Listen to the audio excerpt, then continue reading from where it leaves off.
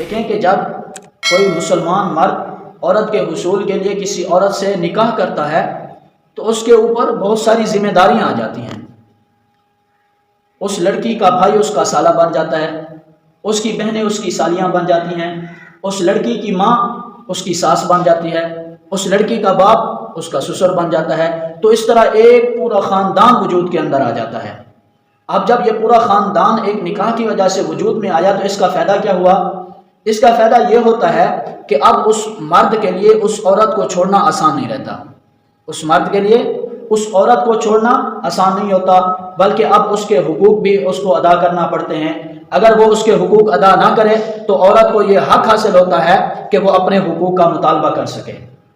اور جو girl friend ہے، سمجھ لیں، جو گرل فرینڈ ہے اس کا کوئی حق نہیں، وہ ایک ٹیشو پیپر کی طرح ہے کہ جو استعمال سے پہلے تو بہت ہی خوبصورت، لیکن استعمال کے بعد اس کو ڈسٹ بین کے اندر پھینک دیا جاتا ہے۔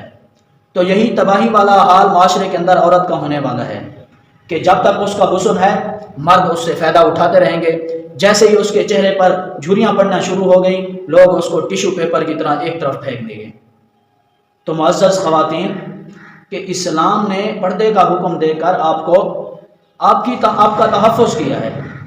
یہ نوجوان نسل، خدا کی قسم اگر آپ کو یقین نہیں آتا تو آپ جا کر ان معاشروں کو دیکھیں، ان قوموں کو دیکھیں جن معاشروں اور قوموں کی یہ نوجوان نسل تقلید کر رہی ہے، جن کی پیروی کر رہی ہے، کہ وہاں پر نوجوان عورت کے مزے ہیں، ہر آدمی کتے کی طرح اس کی طرف دوڑ رہا ہے، لیکن جیسے ہی اس کے چہرے پر جھریاں پڑنا شروع ہو جاتی ہیں تو لوگ اس کو نظر انداز کر دیتے ہیں۔ وہ ایک عضو معطل بیکار عضو کی طرح ہو جاتی ہے، جیسے ٹیشو پیپر کو استعمال کرنے کے بعد وہ بیکار ہو جاتا ہے۔ ان معاشروں کے اندر اس عورت کا وہ حال ہوتا ہے۔